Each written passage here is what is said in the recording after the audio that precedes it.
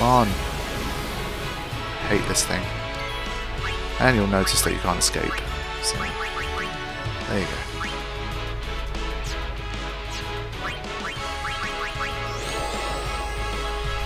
I'm thinking if I use Drain off the bat, then it's probably going to do the whole cast water on itself type thing. And that's just going to annoy me, so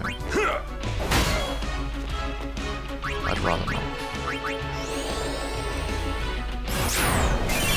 Okay.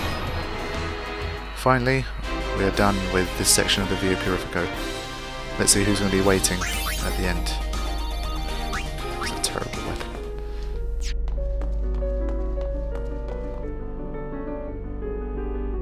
Lady Yuna, so it is you. Why are you here? We rode the airship to the Calmlands, then came to Bevel.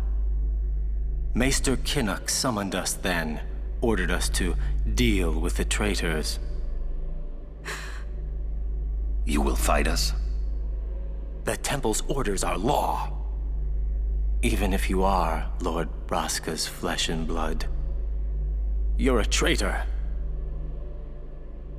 His guardians, I don't see them. Maroda and Passe are not here. I will do this unhappy deed myself. Forgive me, Lady Yuna. So I'm hoping you recognised the way he said "Forgive me, Lady Yuna." It's Isaaru talking at the beginning as well, before the piano kicks in. The Via Purifico. I always liked Isaaru, but now he's just he's being an asshole. But not much we can do. We've got to deal with him. I really would have thought he would kind of, because it's Yuna and his Your aeons against mine. and it's Lord Braska's daughter and all that stuff. I thought, might be a bit more lenient, but no. Right. I'm going to call Shiva because her magic is strong, and we'll do some Blizzara action against this guy.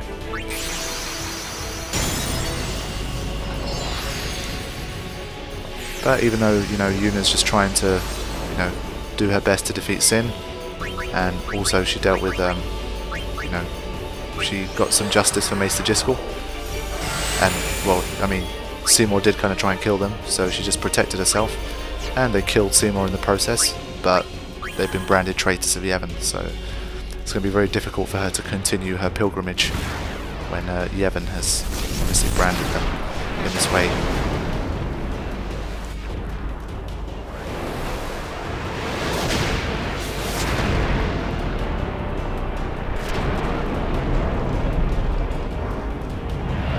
But it's interesting that that Seymour was the one that said, "I want to take care of things." So where's Seymour? I thought it would have been him at the end of it all.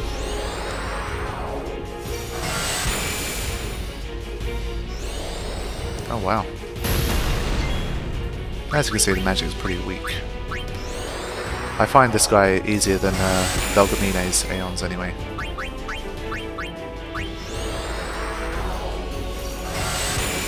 There you go, done.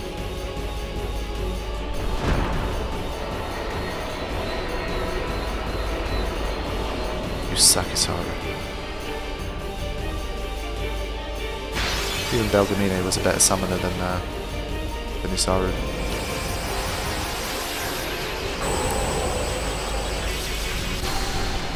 He's going to be sorry once this is all over.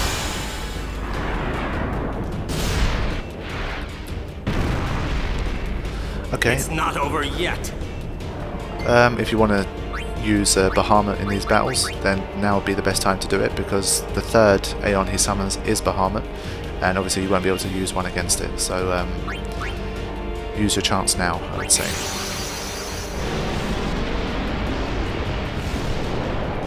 But it might surprise you, I think Isaru's Valfor has quite a lot of HP, it's not like our own one, so do be wary of that. There's that level 3 magic. And it only just did a little bit more than Shiva's magic, so you can start to see how strong Shiva's magic actually is. I think it has like 15,000 HP. Maybe that's Bahamut. Yeah, because I've done 5,000 damage and it still hasn't gone to half HP yet.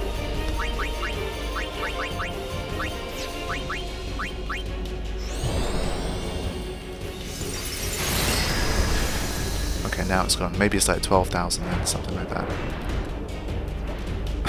It's missed 3 attacks in a row, come on. So, physical attack's not too bad either. I'm going to let you use your overdrive and then I'm going to retaliate with mine.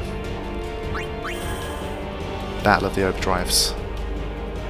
So it doesn't even have energy blast. You didn't find the dog in Besaid, man. You've got to find that dog. 83. Wow. Bahamut just completely took the piss out of Valfor's attempt to kill it. And this is a pretty powerful overdrive.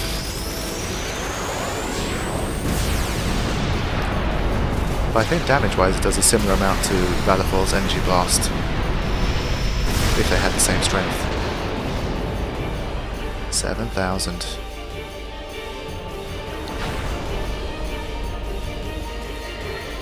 So there's always a big speculation about whether Aeons are kind of only one person can summon them at a time type thing. And I guess the evidence points to that being the case, because obviously in this situation. So does this mean that Isaaru has just summoned the Bahamut that we've summoned? Not sure. So maybe he's using the same faith right now, but because of the different relationship that he's forged with his Aeon, it has different stats to mine. So it could be argued that because Isaaru is summoning Bahamut now, I'm not able to. But obviously, there's no point. I cannot let you pass. Obviously, there's no point thinking too much about it because then obviously any encounter that you have during the game where you've used your Aeons, then you'll think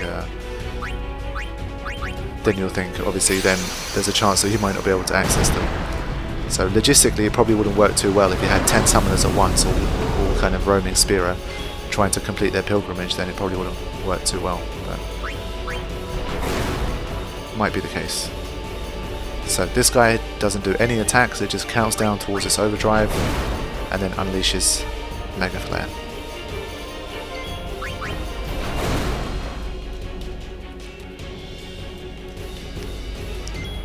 Very boring battle, this one.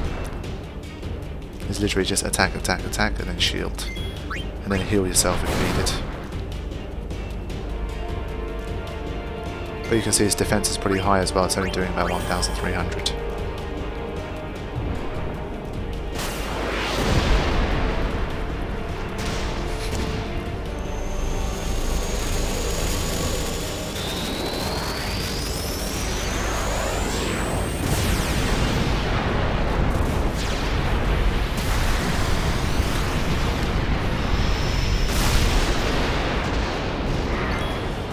.560, so that's that's a pretty good amount of damage. It would do about 2,300 if we didn't shield. So, but obviously because the shield ability exists and it reduces damage by a quarter straight off the bat, then you're not in any danger really. So as you can see, easier than Belgamine's. It doesn't even have any special moves like haste or anything like that. I mean, it's a bit ridiculous that this is the best that they could come up with when trying to stop us from exiting the Via Purifico. All they had to do was bring in like 100 warrior monks with their Machina rifles, and it was all over.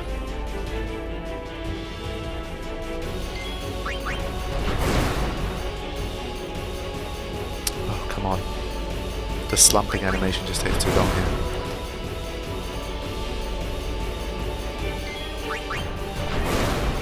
Just die. I think this one must have 15,000. Finally. So we finally took that punk Isaaru down. I thought he was our friend, man. I thought we were in this together.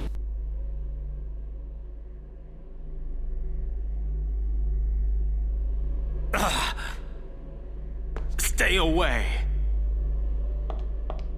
Yuna, let's go. There's a way to the surface up ahead.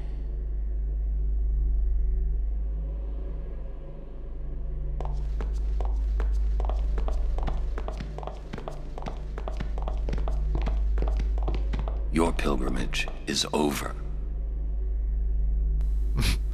And of course Auron had to have the last word as well. No items, no equipment. Fantastic. I mean, if you're creating like a prison / dungeon for people to die in, you don't create an exit. It's kind of logic. I mean, at the end of the day, it's not like a place where you're testing people's abilities to find, you know, the strongest summoners or prisoners or whatever. You know, why make an exit? Anyway, this is a vending machine of sorts, so you can make use of this if you need it. It's never a bad idea to just have some of these lying around in case for some reason you're having trouble. TKO is still useful around here.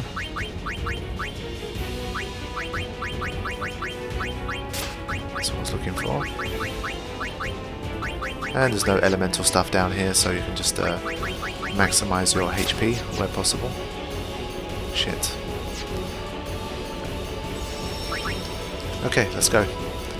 First bit of underwater fighting we've done with this trio.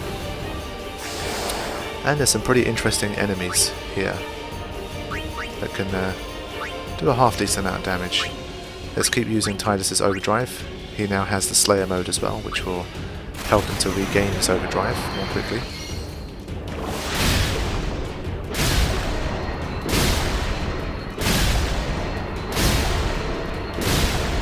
There we go, got 40% back, that's not too bad. Level 2 water elementals up for grabs, if you want them. And TKO continues to do good things.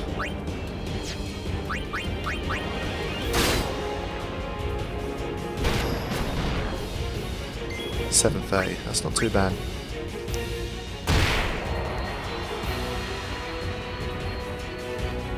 But as you can see, even without magic, these three are still kicking ass underwater.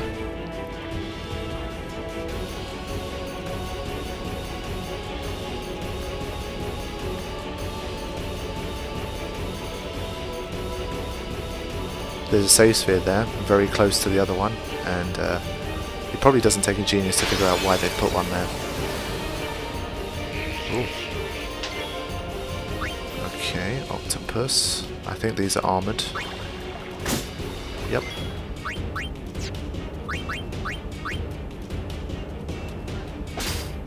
×2. Good stuff. I think they might even have a water gem as a rare steal, which might be interesting. So you see, in these situations you have no one that's going to give you armor break, and these guys don't have piercing on their weapons either. So now is the time where magic might actually be a little bit useful. So that's why I said if you want to teach Tidus the skill, armor break might be a good one to teach him.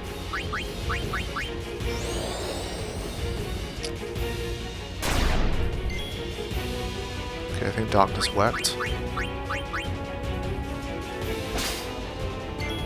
Plenty of dragon scales as well. But they have, I'm not sure how much HP they have, to be honest. Oh, forgot about the TKO there.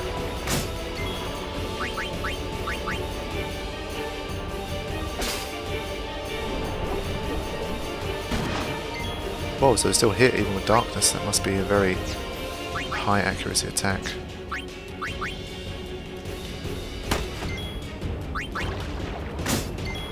But yeah, it's going to take a while to take this guy down, unless you want to use something else. Let's see how much HP it has left using Shadow Gem.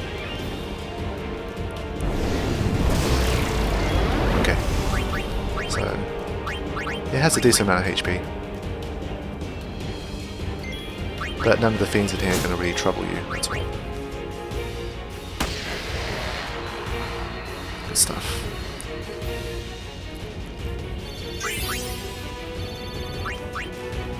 Okay, let's save.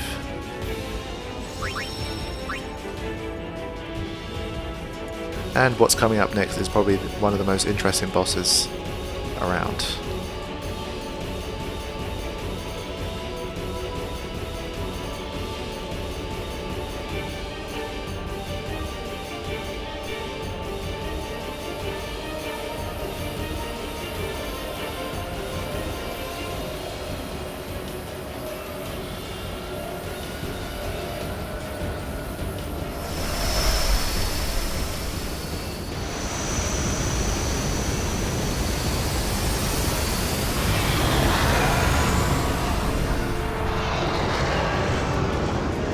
Oh boy. It seems like Evrae just couldn't get enough. Evrae Altana. Oh, well, kind of looks like a dark Evrae to me. So, first thing you'll notice is that it's got like a smoke coming out of its mouth. That is not darkness. That is a status known as zombie. And when you have zombie status, what that does is healing effects have the opposite effect. So instead of healing, so let's say I toss a potion at it, instead of healing it by 200, it will damage it by 200. So this means that all you need to do to win this battle is to throw 2 Phoenix Downs. That is it. That's all you need to do to win this battle. But let's pretend you don't know that, because you know, you genuinely might not.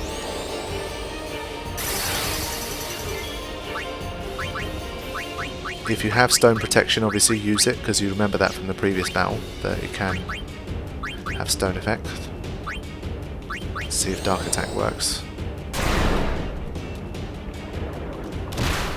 You see, this one counter attacks, so that's important to note as well. Let's chuck a smoke bomb.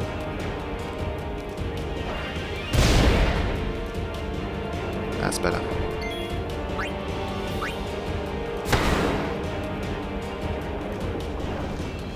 Okay.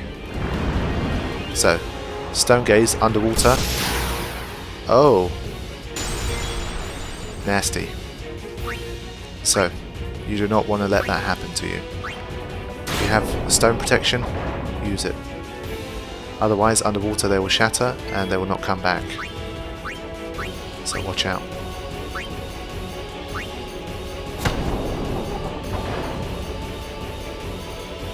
I've never actually opened all of the locks before. I have no idea what happens if you do. So I'm going to keep going. How does this change things? Oh wait, does Tidus come back when that happens? Holy shit.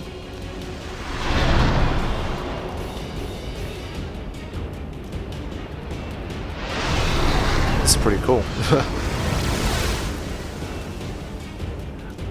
Okay, so that's a way to bring back any character that's been shattered. That's a bit of a cheap move. I had no idea about that.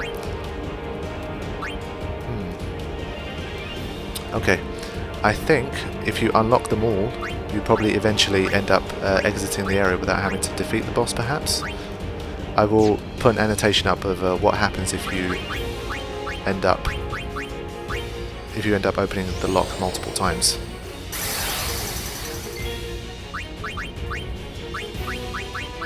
You can still steal water gems. 2 at a time now.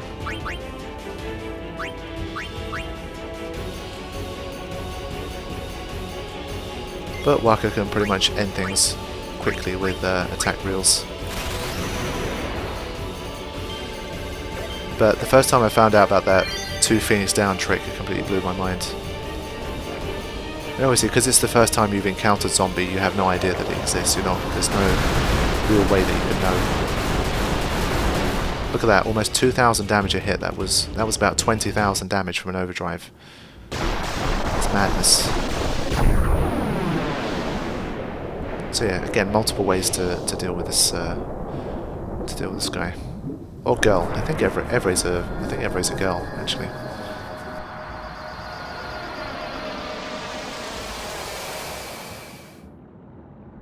That's it. You're done. And if I'm not mistaken, I think that once you've beaten Evrae Altana, you do not get any more encounters. So then you're free to just swim about. Avenger. I believe Tidus already has an Avenger. Now he has a second one. So yeah, now you can just enjoy the tranquil waters of the Via Purifico.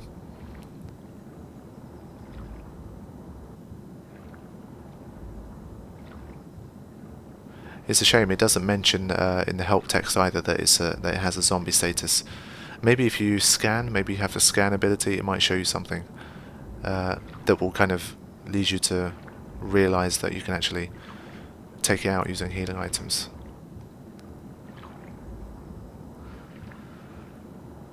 Okay. Let me quickly do some sphere grid and then we can get out of here. I'm going to use that HP sphere.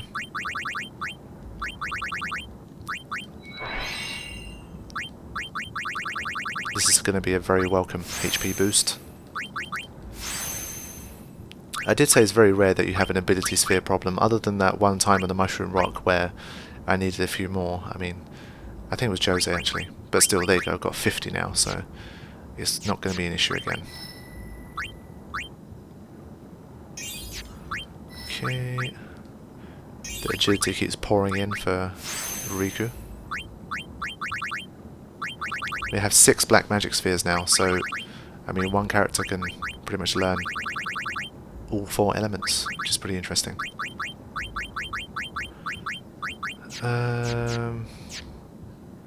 What should we do?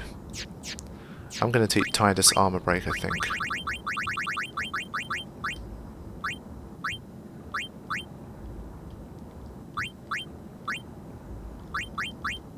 Oh, what? Damn it, because Auron isn't around at the moment, I'm not able to teach him anything that Auron's already learned. It's only something that Wakka or Rikku has learned. Okay, I'm going to leave it for now.